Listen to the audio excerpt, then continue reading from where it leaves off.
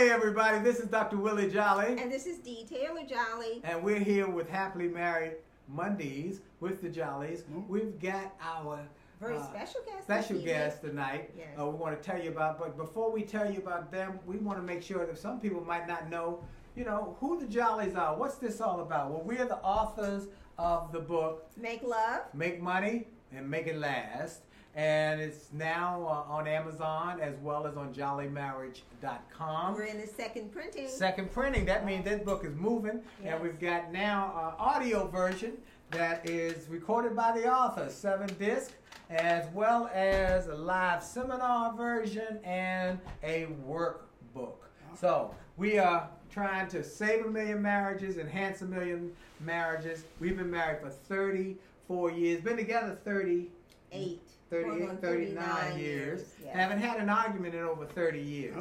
And people say, come on, that can't be true. Well, it's true, and we tell you some secrets. Those first few years were like World War III, but we learned some principles that work, and we use those principles, and we put them in the book, and now the book is helping marriages, people keep from breaking up. We want to stop people from breaking up and destroying their marriages over simple little communications issues, as well as we talk about sex, money, and how you stay together. Now, that said, let me tell you about my guest today. They are a dynamite couple. They reside in Washington, D.C., and they are awesome. They are a couple who've been married for over 50 years. I know 51 years. It doesn't look like it that they are even that old, but they have been married. They must have got married as teenagers. And so it says Pierpont, I love saying his name, Pierpont and Jeannette Mobley. Thank y'all for being with us. Well, thank you for having us. Thank you for having having us. us. So, Dee, we want to ask him a couple questions, because Pierpont is well known all over D.C. He's a political consultant, is that correct? Something like that. And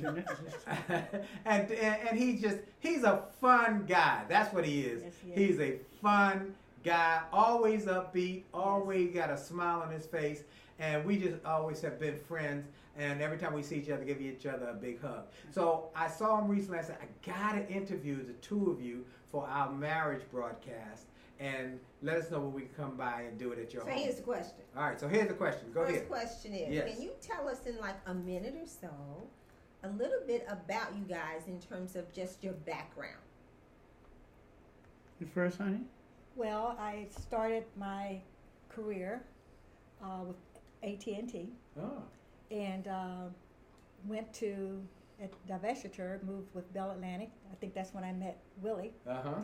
And did a number of things in operations, training, and development.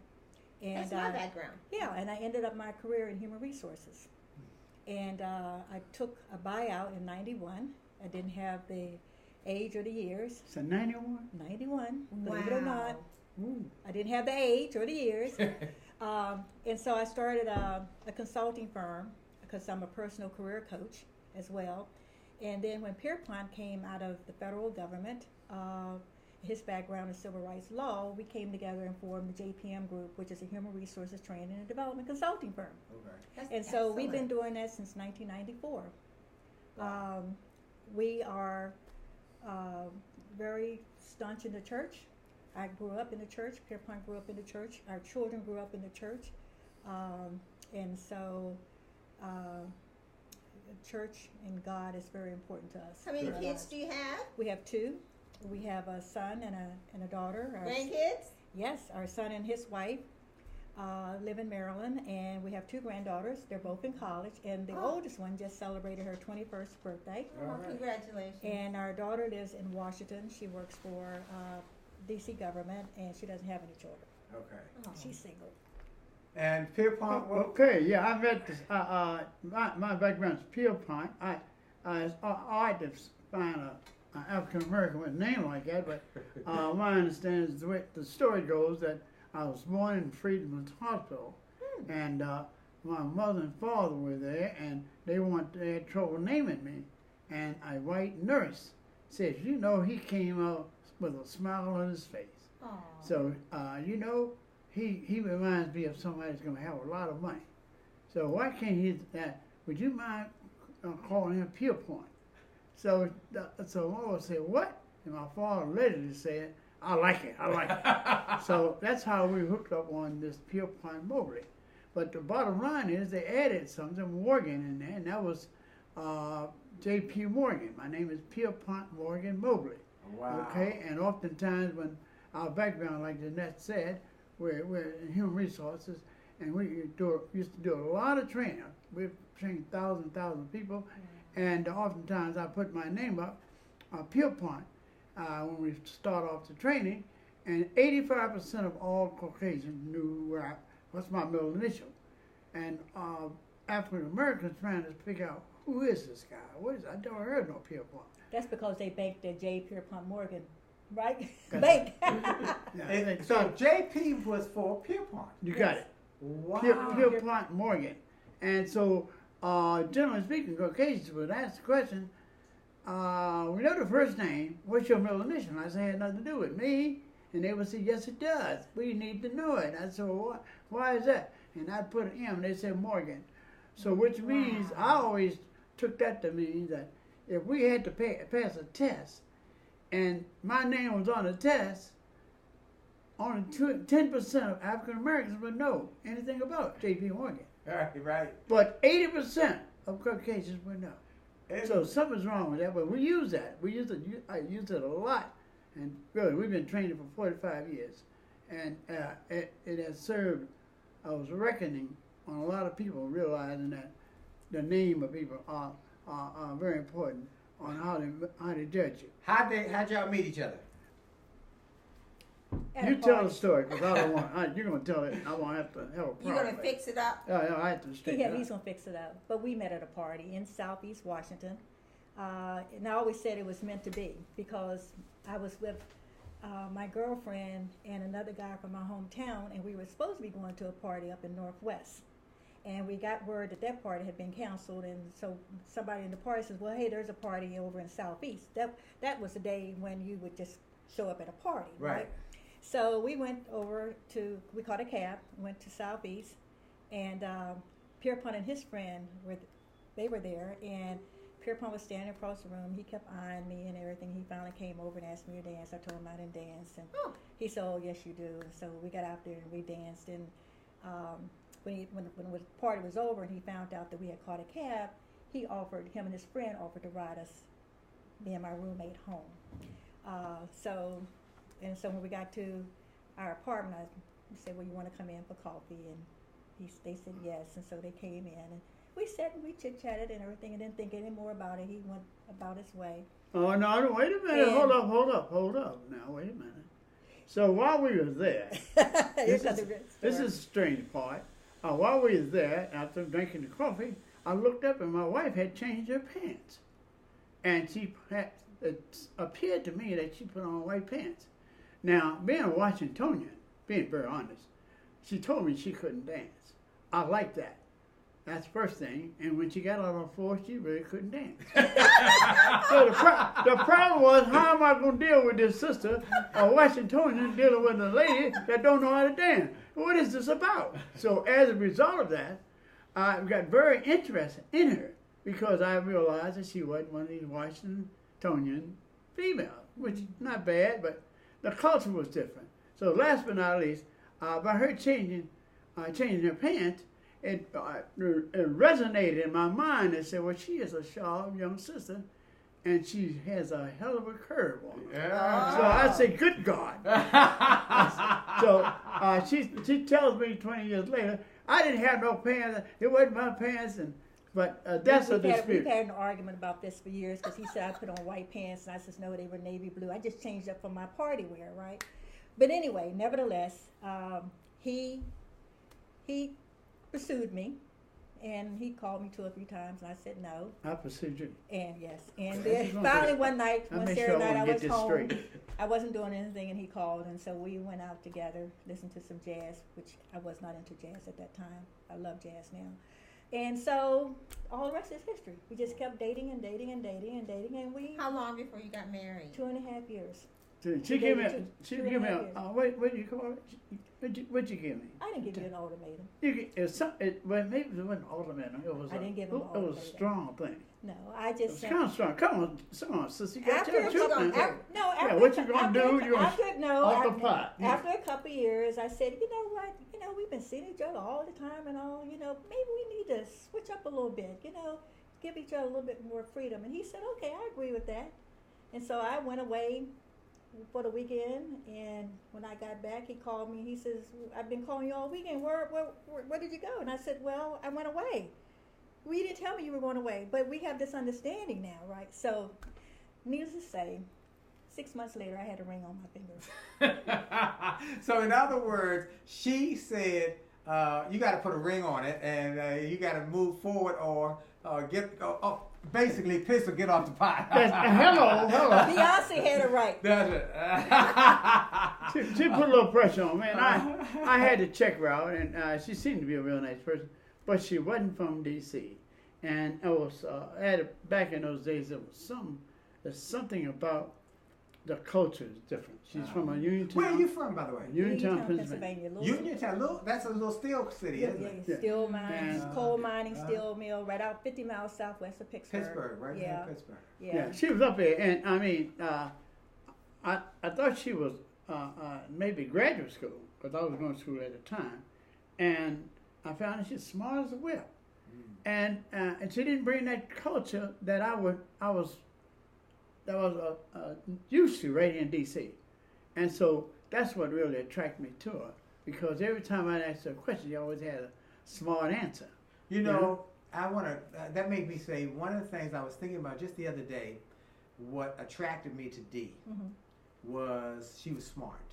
My mama told me and my brother, whatever you do, don't marry no dumb woman.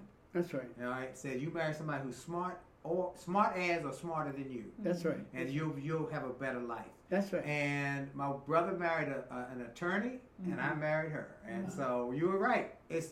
So there's a lesson there that you want to be around people who engage you, not just physically but mentally. Make you better. Yes. Absolutely. So one thing that they said off camera that we want to make sure we talk about is one of the keys to their marriage success is being friends. Talk a little bit about that.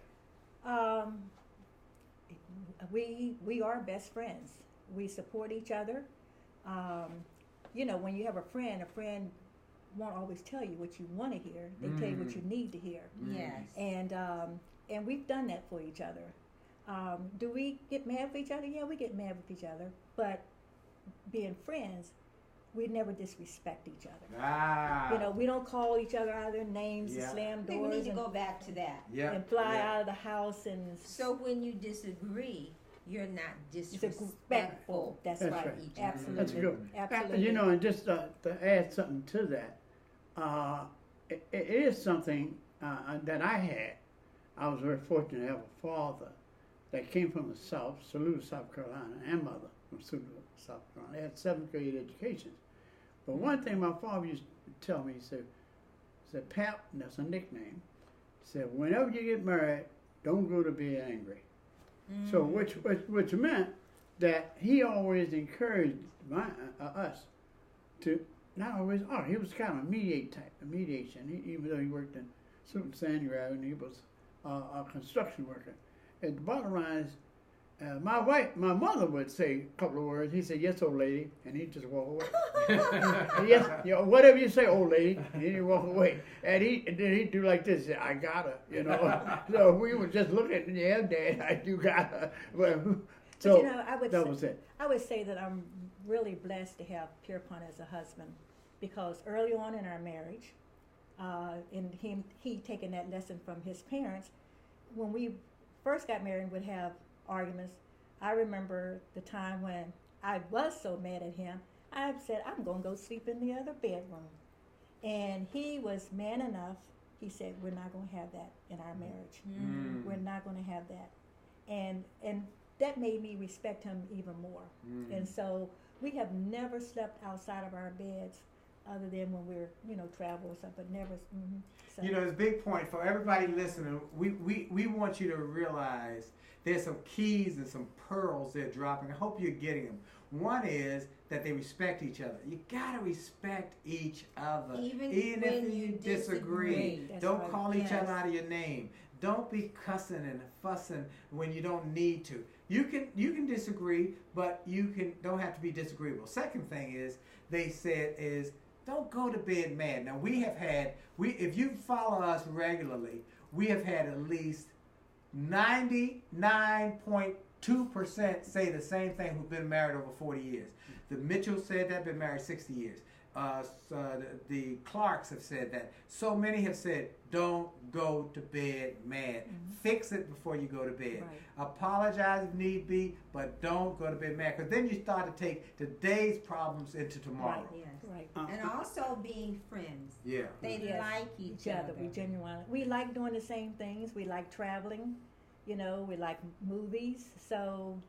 But he's a pretty funny guy. And he's funny. He has a good sense of humor. Yes. Yes. He has a sense of humor. Yes. Yeah, I've been, and you're absolutely right, Willie, because I do believe that a smile. I often used to say in the work that I was doing for so long, I'd say, a smile a day keeps the doctor away. A smile a day keeps the doctor away. I like that. And so consequently, quite a few people.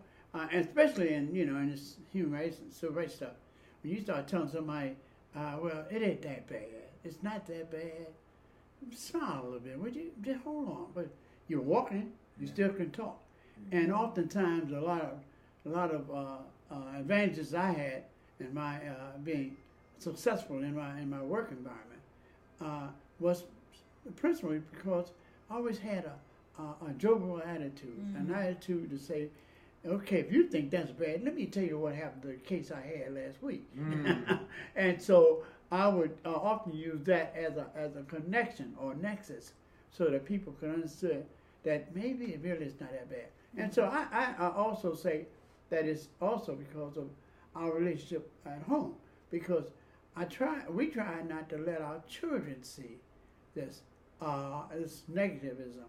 And what has happened, I believe, by being out here so long, is the question is the children have been raised in environments that, like Willie was saying, they're cursing all night long and hollering and screaming and doing all this other crazy stuff in front of those kids. And how do we think that these young kids are going to change? That's right. I mean, because they watch us, and I often say when I do a lot of workshops, I talk about, they see you. Whatever you do in front of them, they're going to try to do it themselves, regardless of what age you are. We want y'all to hear that. Be mindful that your children are using you as their model, as their bellwether. So they're watching. They're watching you, and will do what you do. Yeah, do what you were doing, and not what you say. That's right. And can I just say this though? It also can work in reverse, because I really do believe that my mother and father, they loved each other, but they used to fuss all the time. And so growing up and seeing that and not liking it, I made a conscious decision that when I got married, I would not have that. I would not have that in my marriage. Good. So let me ask you this question: a couple things about money. Money. Okay. Things that break up marriages are sex, money, and communication. That's Those right. are the big three. So how did y'all handle money? Did you have one account where everything went into one pot that one person wrote the check, or did you have two accounts, or how did y'all do money? So you're two professional people. Yeah, you're both professionals. How did you handle your finances? The Bible says that when you get married, you become as one. You become as one. And so when we got married, we switched over our accounts, became joint accounts. Our names to this day is still on all of our accounts. So we didn't have that my account, your account. It didn't work that way. So you had multiple accounts. We have multiple accounts. But y'all are on all the accounts. All joint accounts. How old were you when you got married? I was 20, going on 20. I was 27, 20. All right. And she was 19, 20. Okay. Yeah. And so I robbed the cradle. that's okay. Now I robbed the cradle. No. and so you've got multiple accounts, but your names on each other, and no hidden accounts, no account. This is my money. That's your money. It's our money. That's right. You know, when you're in a marriage, it's all about trust. You got to trust each other. Yes. And so, and if you truly in a marriage and truly love each other, why would I want to have something separate? You know, I hear some people say, well, I have my account, and he has his account. That's just something that we just didn't believe in. Right. Just didn't believe in it. It you know, also, it creates an environment where respect is automatic if you start talking money. Yes. Money. See, once you start, remember, long ago you said money is the root of all evil, and what's happening? I see a lot of things. I would mediate a lot of the cases down in the Superior Court, over 150 of them, and they were a lot of them were family disputes, pro bono, and it all majority of them came down to money. Probably small amounts. Conflicts are small, and the judge would refer them down to our organization. But the bottom line is, if you really want to maintain a good relationship in a marriage, take the money like my father just did. My father was a construction worker, and when he got off on Friday, he came home right on New Jersey Avenue. Went inside his pocket and put everything out on a dining room table. Said, "There it is, baby." And we used to laugh because we thought it was funny. He said, "Now give me $2 back, please." She said, "I'll give you $1.50." He said, "Give me $2," and they have a little. It wouldn't last long. And he said, "Well, don't you know?" I hope I can say that, but he wanted to get him a little beer. And he said, "Well, I can't buy no beer, but you can't give me no money." She said, "Well, go ahead and take $2." So with that in mind, I picked up there was a unique trait there for me, because I saw that he didn't have any money. He had any problem giving her all the money. Now, she was a beautician, working in the beauty shop down on 8th Street, and here he was taking all his money, because the goal was to buy a house.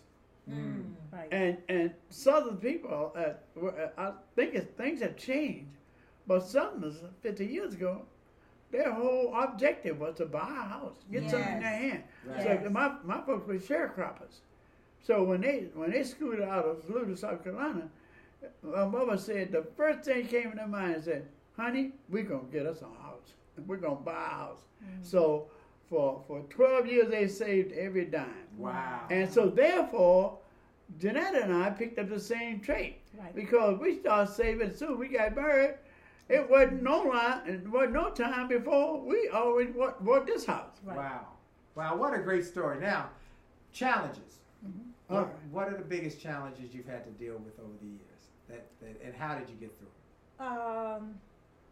I would say we're friends, but we have different personalities. So Pierpont is more of a supporter, filler type of person, happy-go-lucky, and I would say I'm more of a controller, gotta get it done type of person, and I'm you know, pointing to you. I'm right? pointing to you. You know, but I think so that can be challenging. Yep. Because sometimes I want to go this way and he want to go this way, and so we have to sit down and talk it out. Especially when you're in business together. Right. You know, it can be a challenge, but we work through it. So who's in charge? You're in business together. We're in business together. Oh. How do you guys handle that? Okay. Do you have specific roles? Do you talk about everything? How does that work All right. for you? My perspective is that let me touch it first. What is happening is just like what Willie did this way. One of the things that I realize, I believe in our community as well. I do not believe this is very tough for me, but I think that a lot of African American males didn't have the liberty to be very, very leader types. A lot of us, even though we're trained, educational, and all that, the sister, generally speaking, has got reinforcement where they have led us on a lot of instances where we have accepted to be led. It's very unique in our relationship.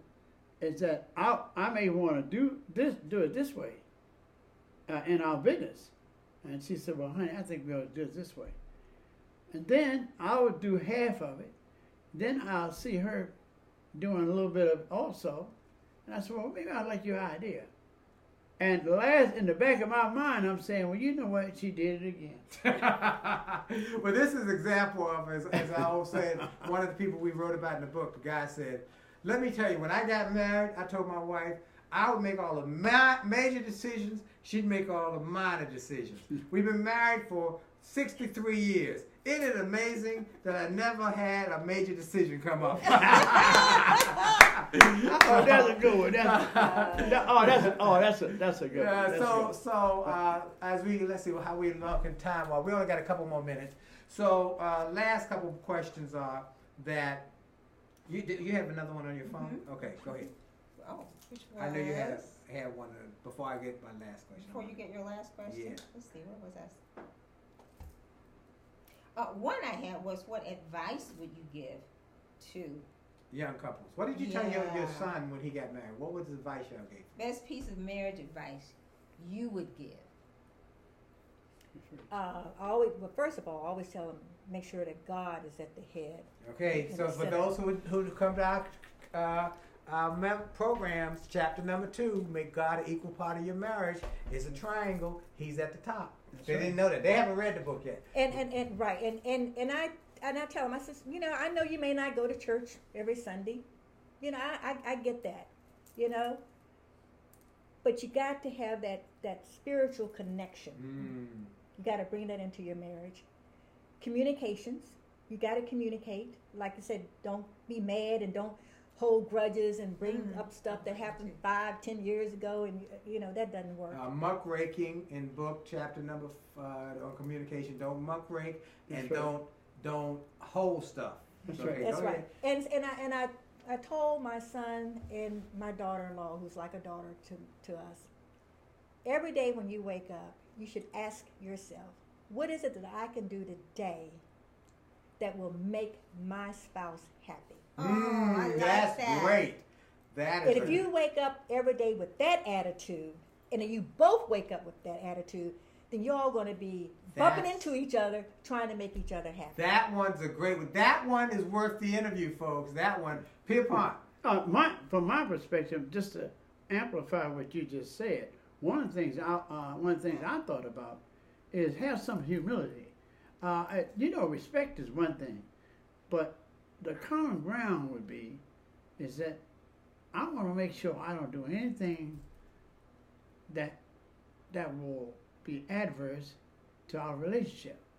So which means that if I'm going to stay out pretty late, it seems reasonable for me to call and say, "Look, I'm somewhere, and I'll be late. I'll be home soon." And the communication from that particular area oftentimes will increase the relationship of respect. Wow. But you have to go from the bottom to the top. Wow. And if we just automatically take people for granted, and I think today we've seen so many divorces and so many of our friends divorce, and that's the reason. One of the reasons are, and I talk about empowerment a lot, and what is happening is I think a lot of females are very empowered. Yeah, we are. And the male is having a major problem since 1989. I use 1989 is because I think that was the time when the Renaissance came with white females, more so than ever before. And consequently, during that period of time, a lot of African American females got into that same frame of reference where they could really say, "Well, look, I don't need no bad news because I'm already good news. And so really, the respect aspect, if you go to church, bring something back from the church. Bring something every time you go there, something that you ought to, maybe if you don't read the Bible, have some in your mind that will stick to you and say, well, am I doing that? And challenge yourself. Amen. And that's it. Amen. Dee, you have one last question? No. That was it. Okay. Everything. All right. Yes. They hit all it. So let's go through the points that they've talked about.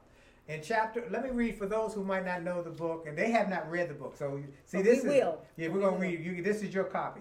So here are the things. Chapter number 1. Friends first. Friends first. They have proven that. Number 2. Make God an equal part of your marriage. Decide to make it last. How long have you been married? 51. 51 years. They made the decision to stay together. I had hair. You had hair, me too. All right. Number 4 was communicate. Talk to each other. Not at each other. Not at each other. Don't go to bed mad. That's right. Don't hold grudges, and don't muckrake stuff from the back. Number 5 is leave the drama with your mama.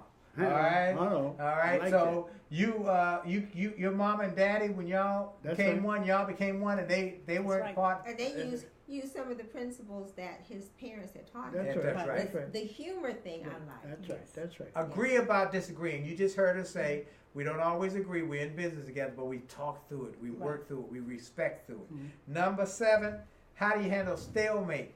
And y'all talked about that. And there's stalemates where you say she want to go this way, that one want to go that way, but we work it through. Number 8, sex headaches and other lies. Don't be fooling around and withholding sex as a weapon. Am I right? Hello. Every man says that. Hello. Don't do that. That ain't good. That's not good. Number 9, date your mate. Always date your mate. You go out together? Yes, all the time. Amen. All the time. Every time I've seen you, I've seen her. That's right. I don't think I've ever been without. Well, the first thing they asked me is, "Where's Jeanette?" Yeah. I said, "Wait a minute, give me a Together. break, yo." and vice versa. As a matter of fact, I'll never forget the one of the mayors of the city. We were at an event, and he said, "Where's Pierpont?" And I said, he's coming behind me. He's about an hour behind me. He says, "I have never ever seen the two of you separated." Wow. That's great. I know it was. Wow. Yeah. That's powerful. And number 10, count the cost. Money matters. We just talked about that. And how they said put your name on each account. No secret accounts. That's right. No hidden accounts. Y'all are in this together. How long did y'all work to get this house? We got 6 years. 6 years. So y'all got married and started working together. And let me tell y'all, folks, this is a beautiful home. This is just the kitchen. They have a beautiful home in Northeast Washington, and we are just so honored y'all were willing to be with us. This is going to be their copy of the book, and we brought one as our gift to them. We encourage you to go get copies of the book for your marriage. Get the copy for your marriage. Get the audio. Get the video. We even have a workbook. Workbook. I like that. I like a workbook. That ain't bad. That ain't bad. Look, we want to thank y'all for spending time with us. Pierpont and Jeannette Mobley, 51 years and still going strong. Come on, man. Come on, somebody. And we are grateful for you. This is Dr. Willie Jolley. And this is Dee Jolley. Jolly out. Jolly out. Bye. God bless you. God bless you.